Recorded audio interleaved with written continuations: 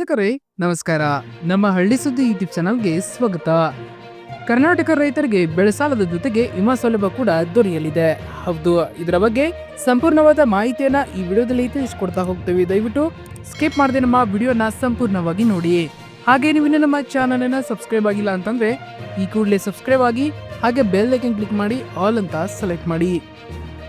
ಪ್ರಧಾನಮಂತ್ರಿ ಫಸಲ್ ವಿಮಾ ಯೋಜನೆ ಅಡಿಯಲ್ಲಿ ಪ್ರಧಾನಮಂತ್ರಿ ಫಸಲ್ ವಿಮಾ ಯೋಜನೆ ಎಂಬ ಕ್ರಾಪ್ ಇನ್ಶೂರೆನ್ಸ್ ಯೋಜನೆ 2016ರಲ್ಲಿ ಆರಂಭಗೊಂಡಿದ್ದು, ಈ ಸ್ಕೀಮ್ ನಿಂದ ರೈತರಿಗೆ ಬೆಳೆ ವಿಮಾ ರಕ್ಷಣೆ ಸೌಲಭ್ಯ ಸಿಗುತ್ತದೆ. ಇದು ನಷ್ಟಕ್ಕೀಡಾದ ಬೆಳೆಗಳಿಗೆ ಪರಿಹಾರ ಒದಗಿಸುವ ಪ್ರಮುಖ ಕೇಂದ್ರ ಸರ್ಕಾರಿ ಯೋಜನೆಯಾಗಿದೆ.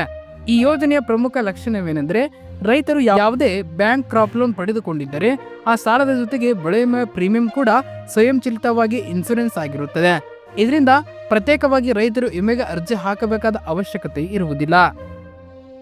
ಹೆಚ್ಚಿನ ಸುರಕ್ಷತೆಗಾಗಿ ರೈತರು ತಮ್ಮ ಹತ್ತಿರದ ಬ್ಯಾಂಕ್, ಕೃಷಿ ಸಹಾಯಕ ಕೇಂದ್ರ ಅಥವಾ CSC ಕೇಂದ್ರಕ್ಕೆ ಭೇಟಿ ನೀಡಿ ಈ ಯೋಜನೆ ಕುರಿತು ಮಾಹಿತಿಯನ್ನು ಪಡೆದು ಅರ್ಜಿ ಸಲ್ಲಿಸಬಹುದು. ಅಧಿಕೃತ ಇನ್ಶೂರೆನ್ಸ್ ಏಜೆಂಟ್ಗಳ ಸಹಾಯವೂ ಲಭ್ಯವಿದೆ.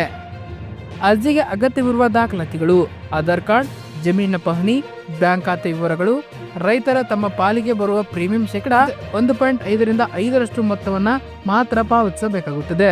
ಉಳಿದ ಮೊತ್ತವನ್ನ ಸರ್ಕಾರ ಸಹಾಯಧನವಾಗಿ ನೀಡುತ್ತದೆ. ಕರ್ನಾಟಕ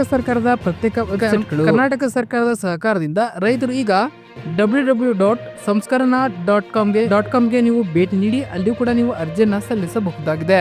ಇದು ರೈತರಿಗೆ ತಂತ್ರಜ್ಞಾನ ಬಳಕೆ ಮೂಲಕ ಸರಳ ಹಾಗೂ ಪಾರದರ್ಶಕ ವ್ಯವಸ್ಥೆಯನ್ನು ಒದಗಿಸುತ್ತದೆ.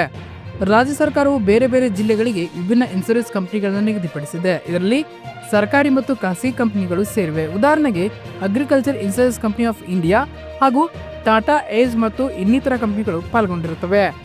ಈ ಯೋಜನೆ ಮೂಲಕ ರೈತರಿಗೆ ಸುರಕ್ಷಿತ ಬೆಳೆಯ ಭರವಸೆ ದೊರೆಯುತ್ತಿದೆ. ಮಳೆಯ ಕೊರತೆ, ಪ್ರಾಕೃತಿಕ ಅಪಾಯ, ಬೆಳೆ ನಷ್ಟ ಸೇರಿದಂತೆ ಇವುಗಳಿಗೆ ಸೂಕ್ತ ಪರಿಹಾರ ಸಿಗುವ ಸಾಧ್ಯತೆ ಇದೆ.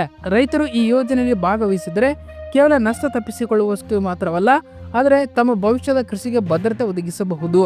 ಇದು ಕೃಷಿಯಲ್ಲಿ ನವೀನತೆ ತರಲು ಮತ್ತು ನಿರೀಕ್ಷಿತ ಆದಾಯವನ್ನು ಖಚಿತಪಡಿಸಿಕೊಳ್ಳಲು ಸಹಾಯವಾಗುತ್ತದೆ. ಧನ್ಯವಾದಗಳು. ಇದೇ ರೀತಿ ಹೆಚ್ಚಿನ ಮಾಹಿತಿಗಾಗಿ ನಮ್ಮ ಹಳ್ಳಿ ಸುದ್ದಿ ಯೂಟ್ಯೂಬ್ ಚಾನಲ್ ಅನ್ನು ಸಬ್ಸ್ಕ್ರೈಬ್ ಆಗಿ.